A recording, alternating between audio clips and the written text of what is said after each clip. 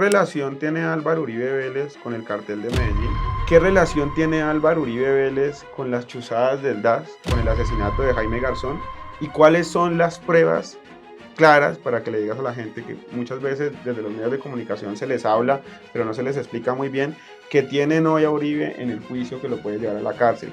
¿Qué papel jugó Diego Cadena y qué es lo que buscan sus abogados en la defensa en el juicio? Desde mediados de la década de los 70 se tiene constancia de fotografías, documentos, negocios inmobiliarios que muestran que el cartel de Medellín pues era pues una organización del narcotráfico, en donde estaba Gacha, en donde estaba Pablo Escobar, en donde estaban los Ochoa. Un miembro de los Ochoa es el que recientemente llegó al país, que es Fabio Ochoa, eh, eh, que recientemente llegó a Medellín. Él debe ser súper uribista, que él es como, es que en realidad los Ochoa y los Uribe son como familia. Y en ese libro en particular, pues los Ochoa dicen que su proyecto político a la presidencia es el joven Álvaro Uribe Vélez, y lo cumplieron. Lo cumplieron. A finales de los años 80 Uribe vendía, o sea, participaba en la venta y compra de propiedades del cartel de Medellín aquí en Bogotá. Entonces, por ejemplo, ahí hay un vínculo. No es solo por este proceso, sino que Uribe lleva persiguiendo a Cepeda 30 años. Eso es importantísimo y están todas las evidencias. ¿Y en qué está relacionado Álvaro Uribe Vélez, el DAS y el asesinato de Jaime Garzón? ¿Cuál es la relación entre estas? Bueno, mira, el 7 de agosto de 2002, cuando Uribe llega a la presidencia. Bueno, nos encontramos con Julián Martínez nuevamente en mi canal de YouTube. Para mí, uno de los mejores periodistas que tiene el país y que además está muy informado con lo que está pasando ahora recientemente con el juicio de Álvaro Uribe Vélez. Julián ha denunciado, Julián ha sido perseguido, Julián ha tenido que salir del país, pero sobre todo ha sido el único que ha mantenido su postura frente a lo que Álvaro Uribe Vélez representa en el país. ¿Cómo estás, Julián? Hola Levi, muchas gracias por tu invitación nuevamente. Un saludo a la audiencia y gracias por la generosidad en tu presentación. Bueno, Julián, Uribe está en un juicio. Los abogados han hecho cualquier cantidad de cosas para evadir a la justicia. Algunos medios de comunicación han querido malinformar y otra gente está esperando a que Álvaro Uribe Vélez termine preso. Vos nos has informado desde hace muchos años lo que iba a suceder con Uribe, lo que está sucediendo con Uribe, pero sobre todo habías dicho que él claramente quería escapar de la justicia, quería prescribir el caso, pero aportaste una cantidad de pruebas que yo creo que con los años han sido, creo que muy claras frente a lo que ahora ocurre con él. Bueno, pues este es un proceso realmente que lleva 15 años, porque esto realmente comienza el 20 de julio de 2010, cuando Iván Cepeda se vuelve congresista de Colombia. ¿Por qué esa fecha? Porque en el momento en que Cepeda se vuelve congresista, como la audiencia y tú lo sabes, en la Cámara de Representantes y en el Senado hay un programa, hay un noticiero que es un ladrillo y que finalmente pues esa vaina como que nadie la ve, eh, que no tiene rating y que cortan la señal, creo que los martes para emitir en la cadena nacional esos noticieros.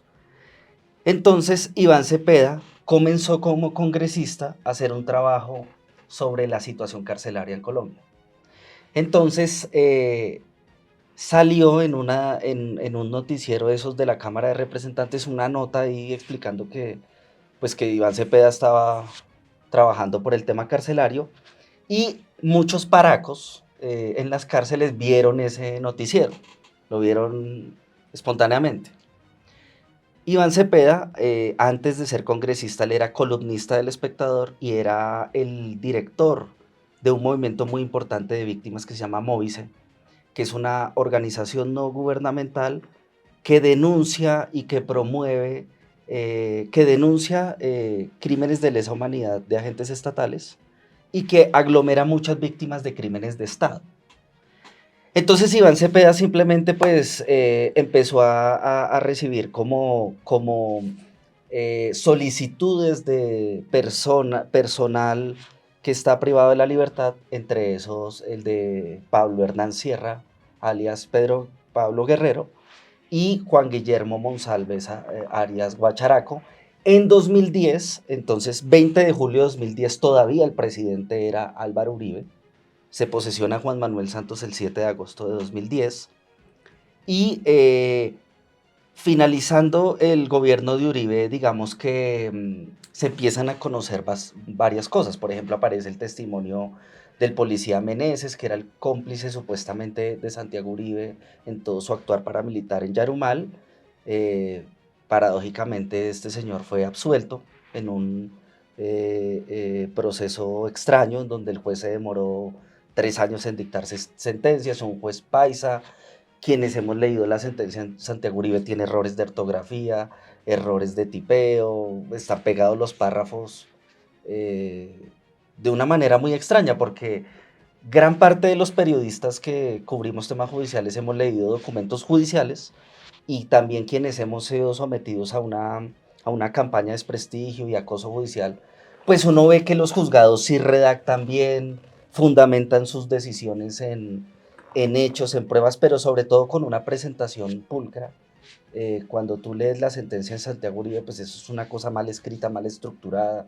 Los alias de los paramilitares están mal puestos, o sea, hay muchas cosas raras que, si bien hay que respetar las decisiones judiciales, pues es extraño que un juzgado de Medellín, que se demoró 3 años, que lleva el proceso de Santiago Uribe, pues lo haya declarado absuelto, solamente por mencionar eso.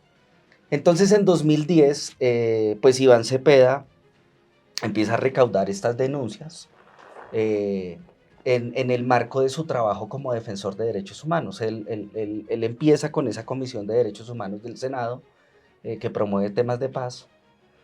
Entonces en ese tema aparecen estos dos testigos. Entonces el 19 de agosto de 2011, Iván Cepeda entrevista a Pablo Hernán Sierra.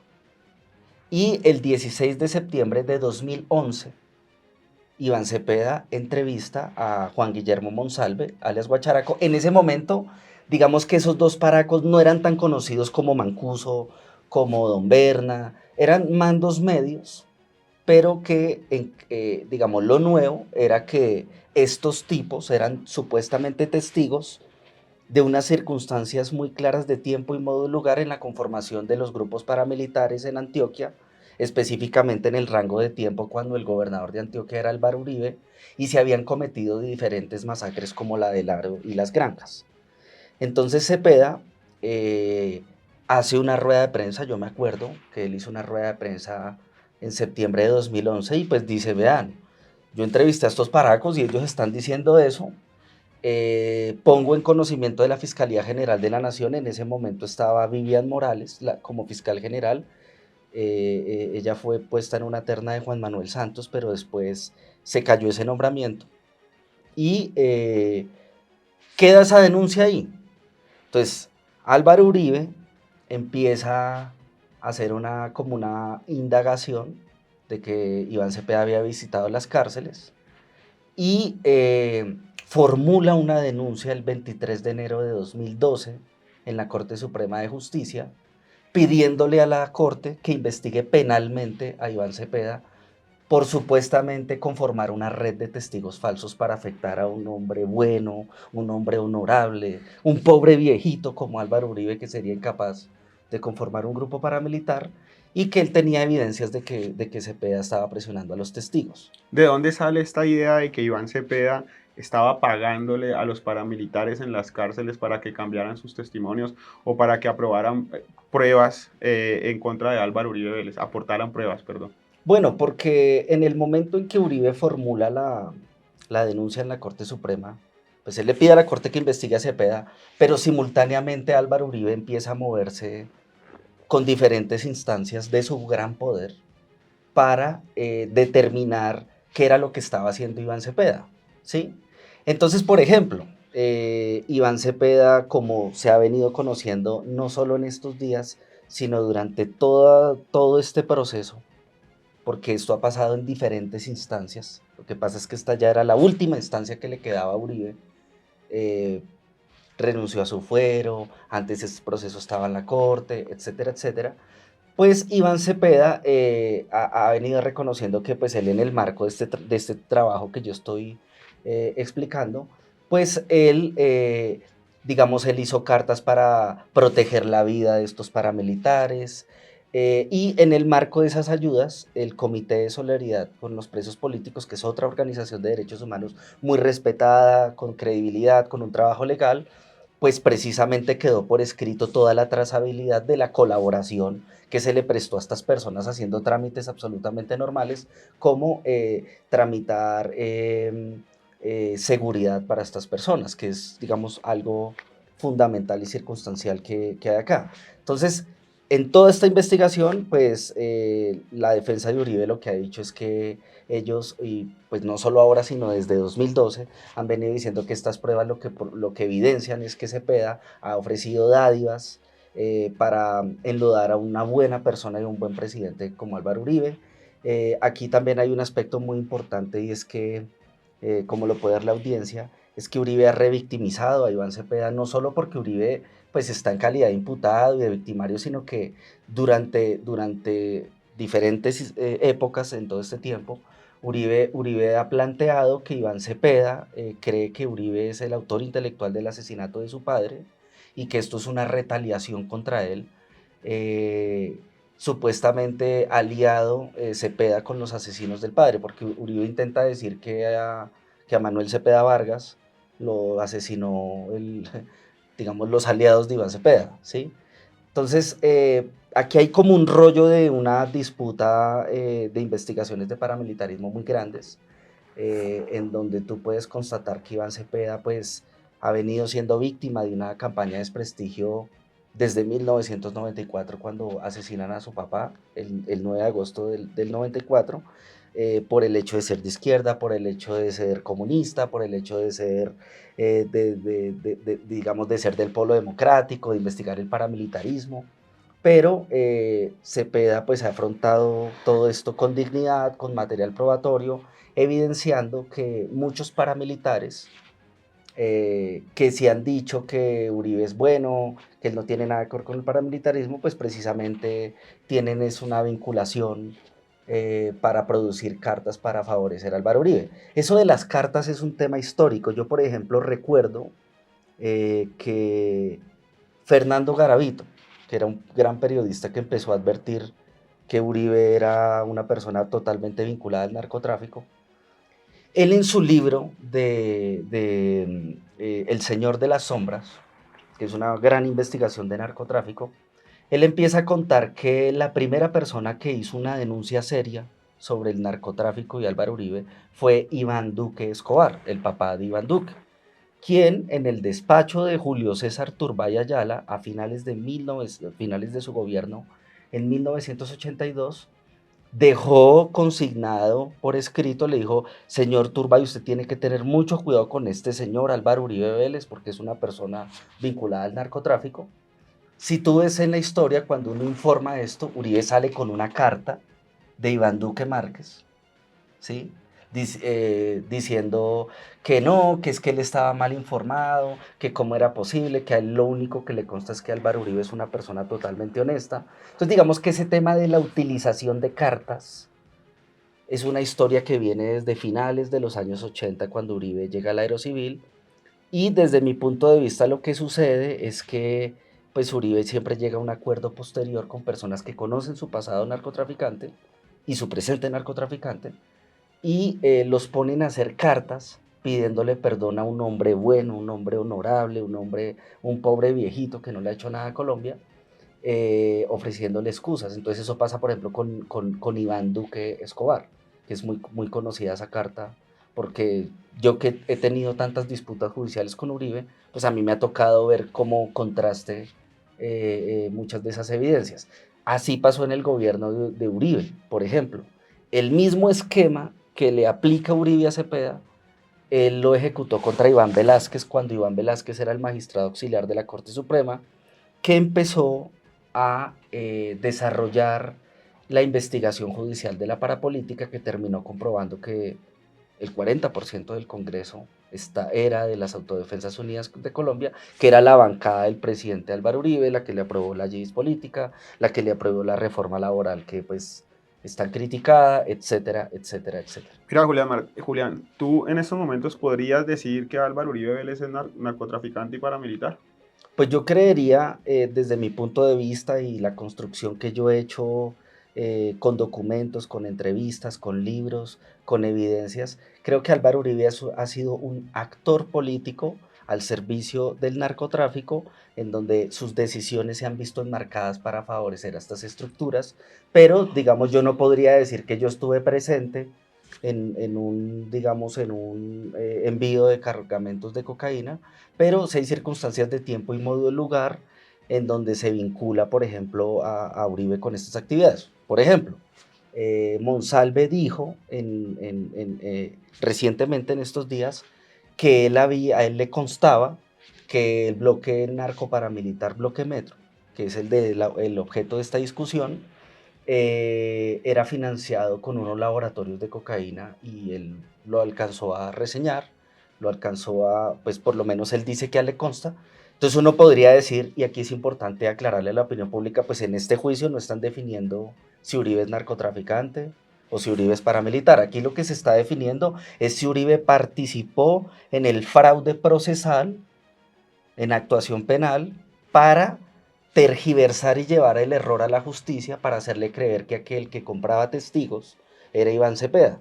Pero entonces la Corte Suprema investigó a Uribe entre el 23 de enero de 2012 y el 16 de febrero de 2018, es decir, durante casi 6 años exactos, se investigó a Cepeda, o sea, se interceptaron las llamadas, lo siguieron, lo oyeron, miraron absolutamente todo, y lo que determinó la sala penal de la Corte es que no, que Iván Cepeda no estaba torciendo a los testigos, que el que estaba torciendo a los testigos era el señor Álvaro Uribe Vélez. Entonces aquí es importante decir que este proceso, el que estamos debatiendo, es el cuestionamiento menos grave que se le ha hecho a Uribe en su historia. Es como si yo, por ejemplo, cometo una masacre en cualquier lugar, pero la policía viene y me captura porque parqué el carro al frente, entonces que no pague un comparendo, entonces lo capturamos a usted por eso.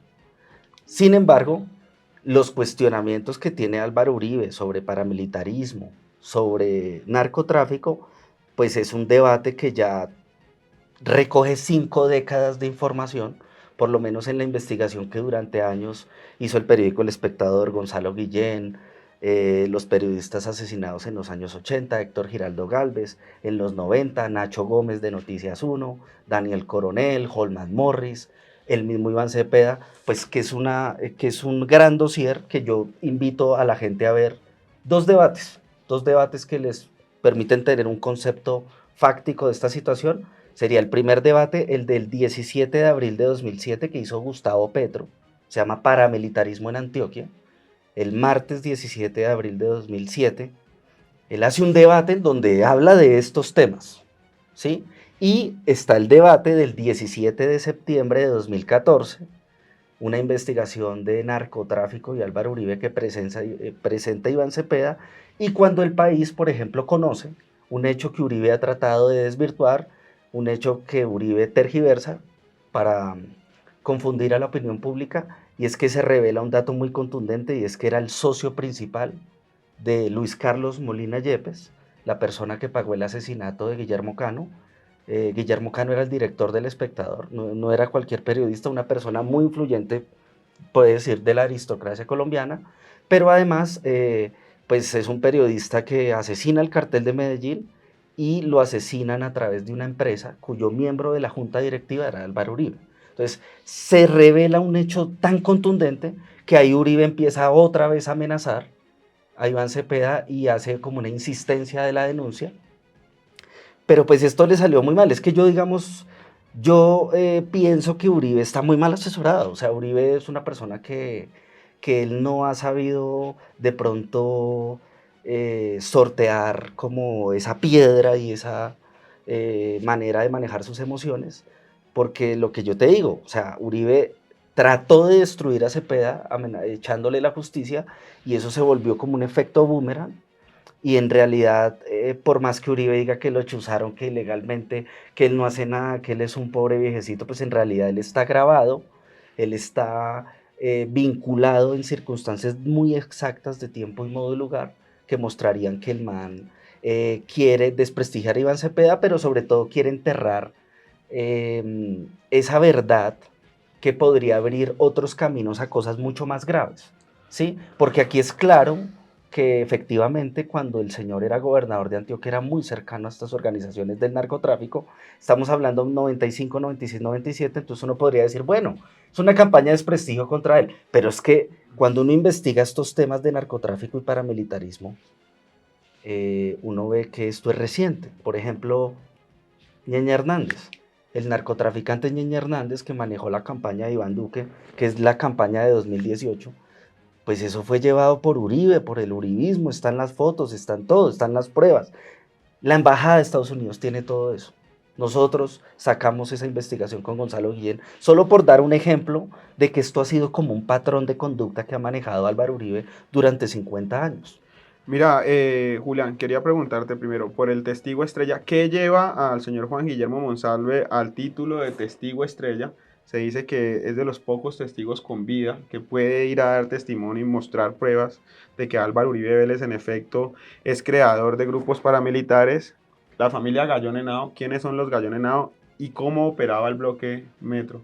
Que se dice que es creado por Álvaro Uribe Vélez y su hermano Santiago Uribe. Bueno, Juan Guillermo Monsalve es un paramilitar narcotraficante, es un paramilitar mando medio, que llega al paramilitarismo porque él es el hijo del mayordomo de Álvaro Uribe en la finca Las Guacharacas. La finca Las Guacharacas es una finca que queda en uno de los municipios de Antioquia, de todos esos sectores, San Carlos, San Roque, Yarumal, en donde históricamente los Uribe han tenido diferentes intereses. Entonces él fue criado como en esa cuna, él nació, si mi memoria no me falla, por lo que ha dicho en el juicio el 7 de febrero de 1978. Entonces en los años 80 y en los años 90, pues este chico crece en todo ese ambiente paramilitar de la finca Las Guacharacas y se convierte ya en un miembro del paramilitarismo. Entonces, pues él dice que es un testigo presencial porque él, por ejemplo, relata sus encuentros con Luis Carlos, los hermanos Villegas Uribe y los hermanos Gallón Henao, que son pues organizaciones del narcotráfico. Las dos entrevistas de Iván Cepeda a Pablo Hernán Sierra y a Monsalve tienen una característica muy particular y es que los dos cuentan que los fundadores del bloque Metro fueron las familias Uribe Vélez, los Gallón Henao y los Villegas Uribe. Entonces digamos que de ahí surge como la importancia de estos dos testigos, pero son dos testigos que a diferencia de muchos otros no se han retractado, ¿sí? Porque, por ejemplo, cuando cubrimos la persecución de Uribe a la Corte Suprema, se conoció el testimonio de Don Berna y de Del Tuzo, contando cómo desprestigiaron a Gis Medina, cómo el DAS prácticamente trabajaba para las autodefensas y para hacer complots contra la Corte. Posteriormente, el Tuzo le pide perdón a Uribe, ¿sí? Entonces sí hay paramilitares que sí se han retractado a favor de Álvaro Uribe, pero estos dos no, estos dos, a pesar de todo el aparato criminal que han tenido encima, no se han retractado. Entonces digamos que ese es como el valor que han tenido. Claro, esta semana le pregunta a Granados a Monsalve, ¿usted conoce a Álvaro Uribe? Entonces él dice, no, yo digamos que en las reuniones no lo conocí. Entonces cortan ese pedazo, entonces sale en RCN, Caracol, en Semana, o sea, en todos los medios, como si Monsalve hubiera dicho, no, es que yo aquí le estoy pidiendo perdón a Uribe. No, lo que pasa es que muchos miembros del cartel de Medellín no necesariamente se la pasaban con Pablo Escobar, ¿sí? Muy seguramente usted lo ponían a cuidar los carros, pero usted probablemente tenía conocimiento de quiénes estaban adentro porque usted trabajaba para la organización. Entonces, eso ya lo va a determinar la juez, pero estas son pruebas que hemos visto durante 7 años, los audios, la situación de cadena, lo de Pardo H, etcétera, etcétera. Pues eso ya lo hemos visto. Lo que pasa es que ahorita está ya como en la última instancia que tiene Uribe, que pues lo que han dicho diferentes analistas es que ya el 8 de octubre, si no se logra una decisión en segunda instancia, pues este delito va a prescribir y Uribe lo que va a decir es que a él no le dieron garantías, y que prescribió los delitos por los cuales lo estaban investigando. Sí. Pero espera, porque es que es muy importante recordarle a la gente quiénes son, por ejemplo, Pedro Gallón Henao y Juan Santiago Gallón Henao. Por favor. Estos son unos narcotraficantes, pero narcotraficantes puros. De hecho, Juan Santiago Gallón Henao fue capturado en enero de 2018. Son vecinos de Uribe, son socios de Uribe, transacciones, compra de fincas. ¿Tú tienes pruebas de...? Sí, claro, y son los autores del asesinato del futbolista Andrés Escobar. El 2 de julio de 1994, cuando Colombia clasifica al Mundial de Fútbol de Estados Unidos, Colombia resulta eliminada, y en uno de esos partidos, creo que fue, no me acuerdo, creo que contra Rumania, Andrés Escobar, hacen un tiro de esquina y Andrés Escobar pone el pie y se mete un autogol. Muy conocida esa imagen cuando Oscar Córdoba como que se tira para un lado. Sí, es un centro que hacen. Exacto, entonces hace este autogol, entonces bueno, eliminan a Colombia al Mundial, y el señor Andrés Escobar se va a una fiesta allá allá en Medellín, y se encuentra a toda esta mafia de los Gallón Henao y lo matan. Lo matan ellos, y condenaron a un lavaperros ahí de los Gallón Henao que se echó la culpa. Entonces, son los asesinos de Andrés Escobar, son narcotraficantes y son socios en la compra de la finca La Guacharacas, de acuerdo con investigaciones de Daniel Coronel, de Gonzalo Guillén, documentaciones que han sido totalmente difundidas y nunca desmentidas por Álvaro Uribe. Claro, él siempre va a decir que somos mentirosos, que somos calumniadores. De hecho, el arresto de Gonzalo Guillén muestra un poco como la situación de acoso judicial que hay contra la prensa, especialmente contra los que investigamos a Álvaro Uribe. En mi caso particular, yo tengo 50 denuncias que ha puesto Uribe en mi contra. Espero que el próximo 20 de marzo ya me han citado un juzgado para precluir una de ellas, pero no ha sido porque o las organizaciones de prensa o el gremio me hayan apoyado, sino porque uno ha seguido pues en la línea de poder demostrar que uno no es mentiroso, que uno está haciendo pues un trabajo de memoria, y que también uno tiene derecho a opinar cuando una persona pues tiene un patrón de conducta tan claro desde mi punto de vista como sucede con Uribe. Bueno, Julián, vamos por partes acá. ¿Qué relación tiene Álvaro Uribe Vélez con el cartel de Medellín? Específicamente con la familia Ochoa. ¿Qué relación tiene Álvaro Uribe Vélez con las chuzadas del DAS, con el asesinato de Jaime Garzón? ¿Y cuáles son las pruebas claras para que le digas a la gente que muchas veces desde los medios de comunicación se les habla, pero no se les explica muy bien, que tienen hoy a Uribe en el juicio que lo puede llevar a la cárcel? ¿Qué papel jugó Diego Cadena y qué es lo que buscan sus abogados en la defensa en estos momentos? Bueno, ¿Y por mira, qué los medios de comunicación lo defienden también? bueno, es que son muchas cosas. Mira, la primera es que desde mediados de la década de los 70 se tiene constancia de fotografías, documentos, negocios inmobiliarios que muestran que el cartel de Medellín pues era pues una organización del narcotráfico, en donde estaba Gacha, en donde estaba Pablo Escobar, en donde estaban los Ochoa. Un miembro de los Ochoa es el que recientemente llegó al país, que es Fabio Ochoa, que recientemente llegó a Medellín. Él debe ser súper uribista, que él es que en realidad los Ochoa y los Uribe son como familia, ¿sí?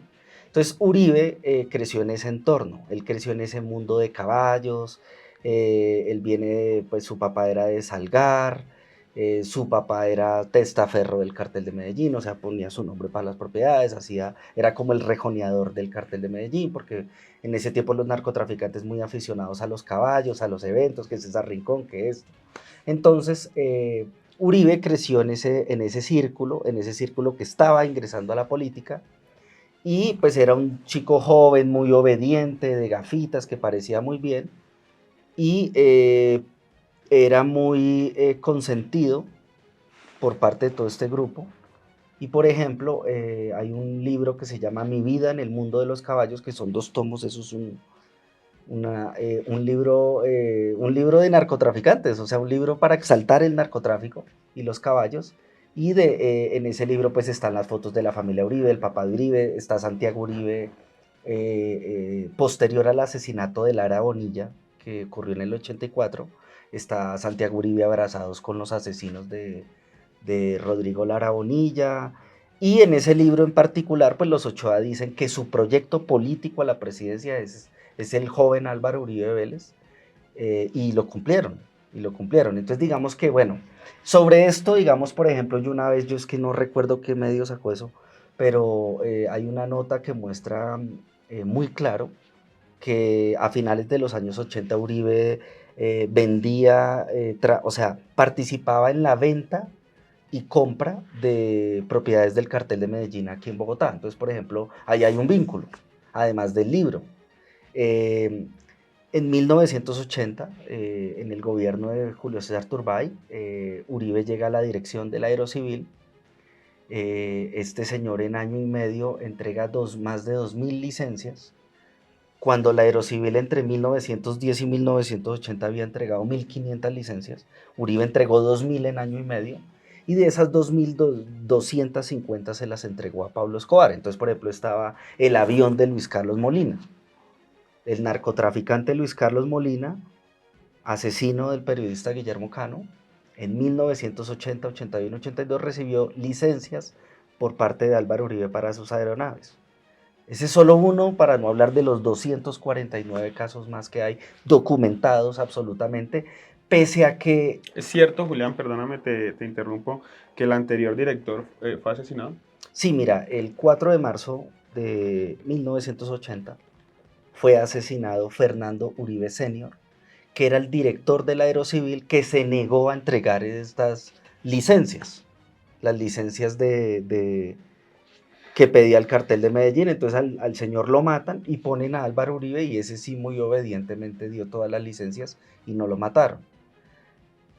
Esas licencias permitieron que el comercio internacional de cocaína tuviera un auge y una garantía, en el sentido en que ya una persona tenía todas las garantías de poderse meter un pase en Tokio, en Nueva York. Entonces eso volvió al cartel de Medellín extremadamente poderoso en los años 80, gracias al trabajo que desarrolló Álvaro Uribe, no solo para las matrículas de los aviones, sino para las licencias de pistas clandestinas, desde donde salía pues, el narcotráfico. Pero reitero, este no es el objeto de discusión. A Álvaro Uribe lo investigó la Procuraduría por eso, y el señor Horacio Serpa lo absolvió, con quien se enfrentó en 2002 a la presidencia de la República. Es que aquí entre políticos igual se van a tapar las cosas, porque a Uribe sí lo investigaron por eso y la Procuraduría le archivó la investigación. Al man sí lo investigaron por lo de la gobernación de Antioquia y le archivaron la investigación, ¿sí? Por eso digo, el caso por el cual él está siendo procesado penalmente tiene que ver es con la presunta manipulación de testigos para llevar el error de la justicia, pero no se está definiendo si el señor Álvaro Uribe es narcotraficante o no. Sin embargo, como tiene que ver la conformación de grupos, tiene que ver el ocultamiento de conformación de grupos del narcotráfico y del paramilitarismo, sí vale la pena que la opinión pública conozca que es que acá hay un contexto, ¿sí? Que no es una circunstancia de un hombre que le están haciendo un cuestionamiento en una etapa de su vida, sino que Álvaro Uribe, desde 1974 hasta hoy, siempre ha tenido la sombra del narcotráfico por todo lado. O sea, 50 años. 50 años. Relacionados. 50 años. De Uribe con el narcotráfico. Y acuérdate que la lucha contra el narcotráfico empieza en el gobierno de Richard Nixon, para esas épocas, 74, 73. Y en realidad yo sí, pues ya, o sea, sí es mi opinión, pues libre, es que de todas maneras, pues el narcotráfico es un poder que igual es funcional al gobierno de Estados Unidos. O sea, el comercio internacional de cocaína es un gran negocio en donde resulta muy, muy bueno para los criminales mantener todas las prohibiciones y tener aliados en Colombia que puedan sacar ese producto para poder comercializarlo en diferentes ciudades del mundo, porque eso es un producto. O sea, hay gente que consume cocaína en Nueva York, en Londres, en Tokio, etcétera, etcétera. Mira, ¿esa plata en dónde queda? ¿Quién se queda con esa plata? Julián, el tema del DAS. Tú sacaste un libro, es un libro que se vendió mucho. Creo que te hiciste muy famoso también a partir de ese libro, obviamente también por tu trabajo como periodista. Quería preguntarte ¿cuál fue la incidencia de Álvaro Uribe Vélez para que el DAS empezara a chuzar a toda la oposición en ese momento? ¿Y en qué está relacionado Álvaro Uribe Vélez, el DAS y el asesinato de Jaime Garzón? ¿Cuál es la relación entre estas Bueno, tres mira, figuras? el 7 de agosto de 2002, cuando Uribe llega a la presidencia, digamos que se organiza un aparato, desde mi punto de vista, o como lo probó también la justicia, o como lo prueba mi investigación periodística, es que se conformó una empresa criminal para perseguir al movimiento de derechos humanos esencialmente. ¿Por qué al movimiento de derechos humanos? Porque en 2002, pues digamos, nadie conocía tampoco la dimensión del personaje que iba a llegar a la presidencia. Habían unas voces como Gonzalo Guillén, como Daniel Coronel, como Fernando Garavito, como Nacho Gómez, que empezaron a excavar y a contextualizar muchas de las denuncias que hacía Guillermo Cano, Fabio Castillo en El Espectador, pero realmente en 2002 pues sí lograron subir a un tipo que pues la gente no pensaba que tenía como una red criminal tan clara. Y en ese momento pues, como te digo, ya le habían archivado las investigaciones de su paso por la gobernación de Antioquia porque habían puesto un miembro activo o un cómplice del paramilitarismo como fue Luis Camilo Osorio, el fiscal que dejó el gobierno de Andrés Pastrana, que absolvió a todos los paras, que hay un libro muy interesante que sería bueno que se lo leyeran para pues, aprender de todos estos temas, que se llama A las puertas del ubérrimo, escrito por Iván Cepeda y Jorge Rojas, donde se detallan estas cosas para que no crean que es que uno aquí viene aquí A inventar. no, o sería chévere tener aquí al doctor Luis Camilo Osorio y preguntarle eso. Pero el asunto cuál es, que muy hábilmente, pues yo me imagino que pues, cuando uno es criminal uno tiene que proyectar y cuadrar todo.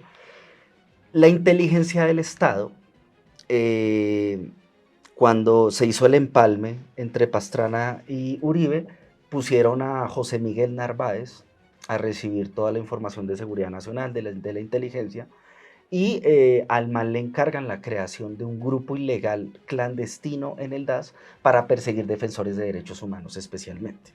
Entonces fundan un grupo que se llama G3 y entonces el G3 ponen detectives, vehículos, plata para chuzar a Piedad Córdoba, a Petro, a Iván Cepeda, periodistas, ONGs, tener informado al presidente. Mire, o sea, por ejemplo, el presidente Álvaro Uribe sabía 3 días antes que había escrito Daniel Coronel para la revista Semana, por ejemplo. El presidente Uribe sabía, el presidente Álvaro Uribe sabía 4 días antes toda la información que Petro iba a sacar el 17 de abril de 2007 en el debate paramilitar, porque Petro estaba totalmente chuzado, infiltrado. Es más, el debate se hizo el martes 17 de abril, ¿sí? El fin de semana, de abril de 2007, antes de que hiciera el debate, José Obdulio Gaviria ya tenía todas las pruebas que iba a presentar Petro en ese debate, cuando se supone que eran secretas, que se supone que Petro se había reunido con gente que nadie podía saber, ¿sí? Y ya tenían todo eso. O sea, había una red criminal absolutamente infiltrada en el Estado. Y con el tiempo, esto lo investigamos mucho con Holman Morris en Contravía, y se vino descubriendo que este señor Narváez era el asesino de Jaime Garzón, ¿sí? Entonces, ¿qué es lo que pasa acá? A Jaime Garzón lo matan el viernes 13 de agosto de 1999, eso es gobierno Pastrana, ¿sí? Lo matan con la ayuda del DAS en Antioquia, que estaba al mando de un delincuente que se llama Emiro Rojas, y asesinan a Jaime con el trabajo de José Miguel Narváez, el man ya fue condenado, etcétera, etcétera. Y lo que hace Uribe, lo que hace Fabio Echeverry, lo que hace Marta Lucía Ramírez, es entregarle a los asesinos de Jaime Garzón la tarea de hacer lo mismo con Piedad Córdoba, con Petro, con Holman Morris, con Daniel Coronel, con las ONGs, y lo lograron, y lo lograron. Lo que pasa es que aprendieron que asesinando a la persona se volvía como un escándalo en Washington y en la Unión Europea, y lo que hicieron fue ejecutar una estrategia de cómo asesinarlos en vida, hacer campañas de desprestigio, vincularlos con cosas personales, hacerles campañas de desprestigio para aniquilarlos psicológicamente y médicamente a muchas de las víctimas. Por eso a veces la paranoia, por eso dicen que la paranoia, dicen que tal cosa, que estos locos, que drogadictos, etc. Todo eso también era un poco como creado bajo presión de todas estas estrategias de inteligencia con las que pretendían aniquilar moralmente a la gente. Entonces salía el presidente haciendo acusaciones, salían los ministros, le filtraban a Salud Hernández la información del DAS, entonces Salud Hernández ya tenía una investigación para publicar en ese tiempo, en ese momento en El Tiempo. Entonces la vinculación es muy clara, digamos que el proyecto político que mató a Jaime Garzón es el proyecto político de Álvaro Uribe. Todas las personas que participaron en ese asesinato se podrían decir que contribuyeron a la llegada de Álvaro Uribe a la presidencia y obtuvieron importantes cargos en los organismos del Estado. Julián, volvamos entonces al juicio que ahora afronta el presidente, ya casi acabamos la entrevista. ¿De qué se acusó a Diego Cadena? ¿Cuál fue la función de Diego Cadena con los testigos? ¿Y por qué la justicia se ve atemorizada ante el hecho de que Álvaro Uribe Vélez pretende asustarla o arrinconarla? Bueno, mira, lo que pasa es que acuérdense que esto empieza, o sea, la denuncia empieza el 23 de enero de 2012, pero la historia empieza el 20 de julio de 2010, cuando Iván Cepeda empieza a recaudar la información y hace las entrevistas, pero además hay muchas columnas que él escribió en El Espectador donde hacía denuncias de paramilitarismo. Un dato importante antes para liquidar lo del DAS. Y es que el DAS en el gobierno de Uribe hizo una operación gigantesca para matar a Iván Cepeda. Y no mataron a Iván Cepeda, pero sí mataron a 5 compañeros de Iván Cepeda del Móvice. Eso quedó impune. La operación Estímulo. La operación Estímulo se fabricó porque el 6 de marzo se celebra cada año la conmemoración del Día de las Víctimas de Crímenes de Estado. Entonces, el 4 de febrero de 2008 hicieron la famosa marcha contra las FARC, que fue algo muy mediático, donde el gobierno, periodistas, todo contra las FARC, Iván Cepeda lideró una marcha sobre paramilitarismo y crímenes de Estado, pero el gobierno elaboró toda una estrategia con José Obdulio Gaviria, con Uribe, con todos estos delincuentes, que están condenados, por supuesto, para matar, perseguir, difamar a Iván Cepeda Castro. No lograron matar a Iván Cepeda Castro, pero sí lograron matar a 5 compañeros de él, crímenes que están impunes. Entonces digamos que eso es importante recordarlo porque la persecución no es solo por este proceso, sino que Uribe lleva persiguiendo a Cepeda 30 años.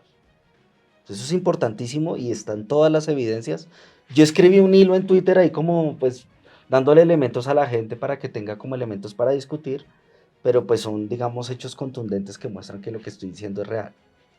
Entonces ese contexto es súper importante. ¿Qué pasa con Diego Cadena? Diego Cadena aparece en la historia aproximadamente en 2017.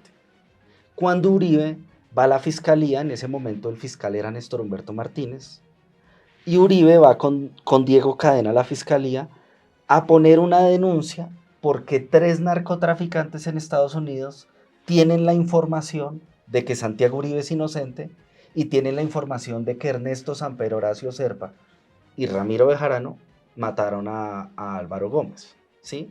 Entonces, ¿qué es lo que pasa acá? Que Uribe está muy unido a muchos narcotraficantes de Estados Unidos que están en las cárceles. Entonces, en alguna de esas cárceles estaba Andrés Felipe Arias. Entonces, supuestamente Andrés Felipe Arias escuchó a esos paracos diciendo que a ellos les ofrecían dádivas para hablar contra Álvaro Uribe, y de ahí se desprende una supuesta verificación que necesita hacer Álvaro Uribe de cómo le hacen montajes a él supuestamente. Entonces, ¿qué es lo que pasa acá? Que primero que todo, nadie ha hablado y nadie está investigando judicialmente el montaje que ejecutó Álvaro Uribe contra Ernesto Samper, contra Horacio Serpa y contra Ramiro Bejarano. Y eso hubiera podido avanzar hasta que lo sacamos nosotros con Gonzalo Guillén y le desmontamos a Francisco Barbosa el montaje que iban a hacer especialmente contra Ramiro Bejarano, que era el más débil ahí, ¿sí? Porque los otros tienen fueros, ¿sí?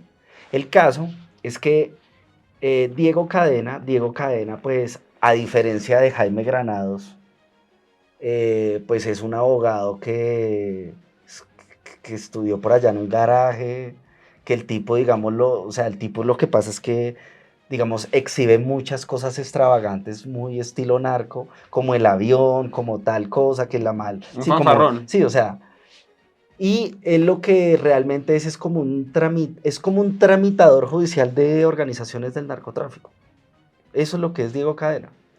Entonces Diego Cadena tiene la Patinador. confianza de sentar a narcotraficantes y decir eso y tiene el lenguaje y todo, pero todo el mundo trata a Diego Cadena como, sí, como el man boleta, como la persona que nadie, o sea, que nadie quiere estar con él, ¿sí? De hecho, Uribe en unas grabaciones interceptadas legalmente, el man dice que Granados y que Lombana son unos huevones, ¿sí? Que no se movieron, que el que se está moviendo es realmente Diego Cadena. Entonces, él aparece en esa historia para ayudarle a Uribe. ¿Por qué aparece ahí? Porque se lo recomienda un parapolítico muy conocido que es Mario Uribe Escobar, que es el primo de Álvaro Uribe, el que fue presidente del Congreso. Bueno, es que esto es una historia de muchos delincuentes por todo lado que a veces es muy difícil de entender, pero Diego Cadena llega ahí por recomendación del primo, que ya fue condenado por Paraco, por vínculos con todas estas personas. Entonces, ¿qué es lo que pasa, digamos, para redondearle a la opinión pública?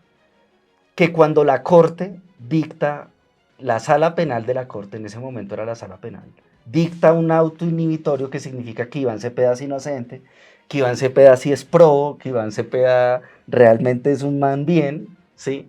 En ese auto llegan y dicen, no, vea, no podemos investigar, ya lo investigamos 6 años, el man no está comprando testigos, pedimos más bien que se investigue a Álvaro Uribe por estos hechos. 16 de febrero de 2018.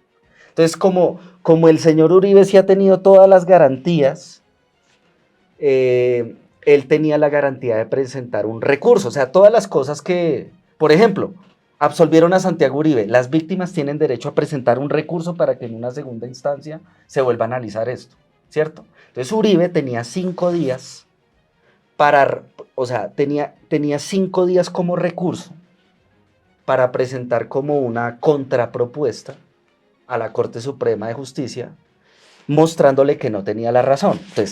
Entonces 16 de febrero, 17 de febrero, 18, 19, 20 y 21, ¿sí?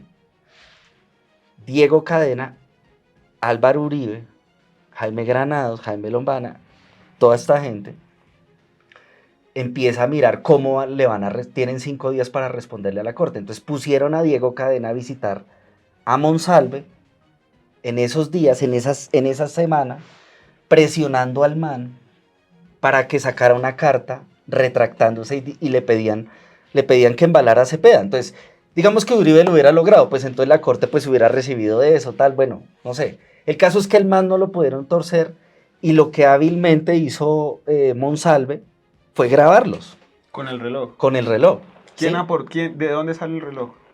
Pues el reloj sale porque pues primero Monsalve pues empieza como a ver esta situación y el man le avisa a su esposa de entonces, que era una médica que iba al IMPEC. El man terminó de novio de una médica que iba a las cárceles, ¿sí? Entonces como la vieja es estudiada, como la vieja pues lo quería, le quería ayudar, la vieja le dijo, no, ni por el putas, ¿sí? Entonces la vieja consigue los relojes, pero le pide permiso a la Corte Suprema de Justicia, le avisan al magistrado, mire, nos están ofreciendo todo esto, y quien alambra a Deyanira es el CTI de la Fiscalía, ¿sí? O sea, le ponen un micrófono a la vieja para que se vea con Diego Cadena. Entonces la vieja graba a Diego Cadena así, pues comentando la vaina, pero ella había comprado unos relojes y Juan Guillermo Monsalve graba la conversación que tuvo dentro de la cárcel con Diego Cadena. Esa es una de las pruebas. Que la defensa de Uribe dice que los archivos fueron manipulados, que eso, bueno, eso lo han dicho durante tantos años, pero ya se ha verificado que simplemente estamos debatiendo sobre las pruebas que ya conocemos desde hace mucho tiempo. Entonces Diego Cadena pues está ahí como vinculado como determinador junto con Álvaro Uribe, como ejecutando pues estos supuestos delitos. Que eso es que se le... Pero aquí es importante recordar que cualquier persona que tenga Google, que tenga como escepticismo, que diga, no, ese Julián Martínez es un mentiroso. Ustedes pueden ver que el mismo mecanismo que Uribe le ejecutó con Diego Cadena y Iván Cepeda, es el mismo mecanismo que en 2007 Uribe, siendo presidente, ejecutó contra el magistrado Iván Velázquez, no con Diego Cadena, sino con un abogado que se llama Sergio González, que fue condenado y que tenía una oficina al lado de Mario Uribe y de Santiago Uribe en Medellín, y que la fiscalía de Mario Iguarán no llegó hasta Santiago y Mario Uribe a pesar de las pruebas, en un montaje que se llama como el caso Tasmania. Lo mismo, el paramilitar Tasmania hizo unas cartas pidiéndole perdón a Uribe y después se conoció que lo que hicieron fue transar al man, pagarle al man, ofrecerle beneficios al man para que él firmara una carta enlodando a Iván Velázquez. Y la fiscalía uribista de Mario Iguarán absolvió a Iván Velázquez. Es decir, lo mismo que pasó con Iván Cepeda ya había ocurrido en el pasado. Es un patrón Entonces es otro patrón de conducta que muestra, claro, que hay que darle el beneficio de la duda a Álvaro Uribe, claro que hay que darle garantías, ¿sí? No porque cualquier paraco salga a decir cualquier cosa, entonces ya uno va a imputarle delitos a Uribe. Lo que pasa es que quienes hemos investigado las 5 décadas de ejercicio público de Álvaro Uribe, pues nos damos cuenta que esto es lo mismo que ha pasado desde 1974 hasta hoy. Un tipo mentiroso, un tipo manipulador, un tipo corrupto y un tipo totalmente vinculado al narcotráfico. Eso es lo que pasa. ¿Cómo lo ves Y ahora? que decir esto, a nosotros nos está costando una persecución judicial muy grande, que es peligrosa. Yo, por ejemplo, este año ya me he frenteado 3 veces con Uribe. ¿Sí? Y apenas van 2 meses. Apenas van 2 meses y yo veo a la fiscalía que me quiere meter en la cárcel, ¿sí? Entonces digamos que ten en cuenta que decir estas cosas, hablar de estas cosas, no es solo amenazas, sino que esto implica la persecución judicial, detrás de ti. la persecución judicial, y a uno lamentablemente muchos sectores lo usan a uno cuando uno es útil, pero cuando tienen poder se olvidan de uno y lo dejan a uno solo en estas batallas. Yo igual la voy a seguir dando, porque es un tema que me apasiona, porque es un tema que me parece bacano, es un tema sobre el que he aprendido e investigado, pero naturalmente sí es de mucho riesgo, no solo en términos de amenazas de muerte directas, sino que es un tema en el que en este momento debe estar la oficina de Abelardo de la Espriella transcribiendo exactamente mis palabras para buscar cómo me mete a la cárcel. Bueno, Julián, ya vamos a acabar la entrevista.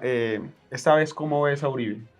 Bueno, Ahora mira, que tú has estado muy pendiente de los juicios, has estado informando en Twitter y has sacado unos hilos supremamente contundentes. Quiero ya preguntarte a vos, ¿cómo ves la reacción de Uribe y además qué crees que va a pasar esta vez? pues mira, en primer lugar yo veo que Uribe ahora se la pasa en audiencias, porque cuando no está él allá respondiendo ante la justicia, está sentado con Guillén, está sentado con Daniel Coronel, está sentado conmigo, debatiendo las mismas cosas, tratando de o de victimario, como en el caso de Daniel Coronel, o buscando nos meter a la cárcel, como ocurre con Gonzalo Guillén y conmigo. Paradójicamente es raro que después de tantas denuncias que me han puesto, es muy raro que Uribe no me haya puesto una denuncia sobre la entrevista que hice en el Tercer Canal al piloto del cartel de Sinaloa, donde se hablan de temas muy delicados, que igual me aprovecho esta cuña para invitar a la gente a ver esta entrevista, no porque yo la haya hecho, ni para hacerle publicidad al Tercer Canal, sino porque sí, porque sino la hiciste vos. porque no, Para mí es importante que te vean a ti. pero el valor de que vean esta entrevista es que ahí hay otros elementos del rompecabezas que es muy bueno que la gente simplemente tenga acceso a la información para que aumente su capacidad de decisión. Eso no es una campaña de desprestigio. Al contrario, aquí el que ha ejercido una campaña de desprestigio contra Cepeda, contra la justicia, contra nosotros es Álvaro Uribe. ¿Cómo lo veo en lo personal? Pues Álvaro Uribe está teniendo una vejez totalmente compleja, yo lo veo demasiado loco, yo lo veo muy impulsivo, no puede manejar sus emociones y lo veo pues ejecutando una estrategia mediática, acudiendo a ese estado de opinión diciendo que, ahí tuve los trinos de la gente del Centro Democrático, diciendo, pero no, es que yo tengo 10 vecinos que quieren a Uribe y creen en Uribe, no, es que aquí no se define esa vaina, no se define si él es chévere, si él es bien, O estar Izabeleta haciendo nada. tendencias en Claro, o sea, Twitter. aquí lo que está pasando es que Uribe está acudiendo a su gran poder mediático para mostrarse como una pobre víctima. Mucha gente caerá y mucha gente se prestará para ese juego, porque hermano, es que una persona tan extremadamente poderosa, tan vinculada con el narcotráfico, ese es el camino más fácil, ayudar a Uribe. Ese es el camino más fácil porque es el camino del poder, es el camino del dinero, es el camino de las prerrogativas. El camino más difícil es dar la lucha, es mostrar esta otra cara de la moneda y sobre todo dar la batalla con coherencia, con trabajo, con verdadero trabajo. Pero pues Uribe, yo creo que si no logra prescribir esto, yo creo que de todas maneras es una persona que tendría ya que pensar en su salud mental. Bueno, Julián, antes de acabar la entrevista, yo sí quiero invitar a mis seguidores a que te busquen, te sigan en tus redes sociales y vean tus entrevistas. Para mí es importante que sí sepan quién sos vos, ¿sabes? Muchas gracias. Porque creo que gran parte del trabajo que has hecho es lo que nos ha motivado a muchas generaciones de youtubers a hacer las cosas también. Entonces, cuando yo digo algo en mi noticiero, cuando yo hablo algo es porque ya lo he buscado en tus redes sociales, ¿me entiendes? O sea, ya he buscado las fuentes a través de ti y todo lo que yo digo está sustentado por tu trabajo periodístico o la mayoría de las cosas. Entonces yo sí quiero aprovechar ese espacio para que la gente sí te busque a ti, sí busque tus entrevistas y que te hagas todavía más, pues para mí más conocido, porque yo creo que a través de hacerte conocido también puedes un poco salvar tu vida, que corre peligro por todo lo valiente que has sido. Bueno, Levi, muchas gracias. Yo creo que pues también tú has construido eh, una genial forma de comunicar con importantes productos. Yo creo que tú eres un genio de estos temas. A nosotros también nos sirve visibilizar las cosas en tu espacio. Así que agradezco. Y pues la idea es simplemente es como que invitar a la gente a corroborar los datos, a entender que el escepticismo es un deber ciudadano, pero que aquí, digamos, no, pues tampoco se trata simplemente uno sentarse a hablar de una persona, sino de 50 años de entregas muy contundentes de periodistas contemporáneos, pero también de maestros del periodismo que nos advirtieron lo que sí iba a venir. ¿Quiénes denunciaron la parapolítica en los años 80? Léanse las columnas de Guillermo Cano, cómo planteaba y cómo premonitoriamente nos dijo todo lo que iba a pasar. Y terminamos descubriendo pues que este señor está vinculado con los señores que mataron a este periodista y son hechos de 1986. Imagínate todo lo que de ahí en adelante ha venido ocurriendo. Entonces, mi solidaridad con muchos periodistas, yo creo que aquí es importante recordar el trabajo de Guillermo Cano, el trabajo del periodista Fabio Castillo, el trabajo de Daniel Coronel, el trabajo que hizo Holman Morris en Contravía, que es un trabajo que como Iván Cepeda ha tenido unas consecuencias enormes sobre la tranquilidad y la seguridad de estas familias, de sus vidas, pero que recibiendo ese ejemplo de personas como Gonzalo Guillén, que esta semana pues estuvo arrestado en la Casa de Nariño en el marco de toda esta persecución, pues creo que es importante que la gente siga valorando determinados periodistas que de verdad se han dado una lucha muy importante por la verdad en Colombia y que esto a veces implica esa amenaza y desprestigio y no plata y no poder y una cantidad de cosas. Bueno, Julián, muchas gracias y por acá bienvenido siempre que quieras Súper, no, gracias a presentarnos. ustedes. Todo bien. Pues hermano, quedó buenísima.